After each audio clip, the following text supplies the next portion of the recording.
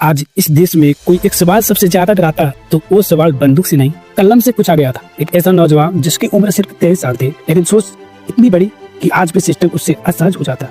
नाम था भगत सिंह। लेकिन सवाल ये है, क्या भगत सिंह सिर्फ एक शहीद थे या उन्होंने हमें कोई ऐसा संदेश दिया जिसे आज भी हम समझने से डरते? भगत सिंह को तस्वीरों में कैद कर देते, नारों में इस्तेमाल कर लेते और फिर भूल जाते। लेकिन भगत सिंह खुद करते थे। क्रांति बम और पिस्तौल से नहीं आता। तो फिर सवाल उठता है, अगर हथियार नहीं तो भगत सिंह की असली ताकत क्या थी? पंजाब की मिट्टी में जन्मा एक साधारण सा बच्चा, लेकिन जब जलियांवाला बाग में मासूम लोगों पर गोलियां चली तो उस बच्चे ने खून से सनी मिट्टी को अपने दिल में उतार लिया। उसी दिन भगत सिंह ने समझ लिया, ये लड़ाई सिर्फ अंग्रेजों से नहीं, ये लड़ाई डर से, चुप्पी से है।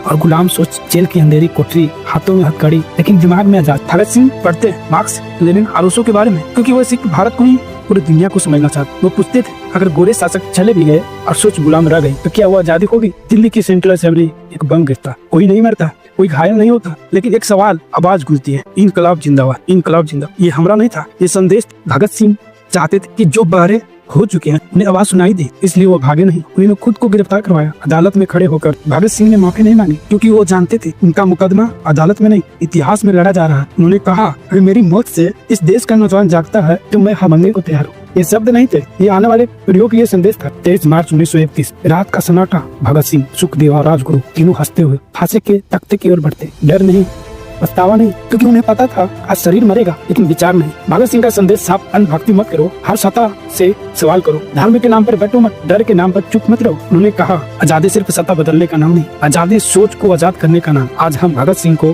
पोस्टर में लगाते, नारे में इस्तेमाल करते, लेकिन क्या हम उनकी तरह सवाल पूछते हैं या फिर सच जानकर भी चुप रहना आसान समझते? भगत सिंह एक इंसान नहीं थे, वो एक विचार, और विचारों को फांसी नहीं दी जा सकती। जब तक इस देश में एक भी नौजवान सवाल पूछने की हिम्मत रखता है तब तक भगत सिंह जिंदा है। इनकलाब जिंदाबाद।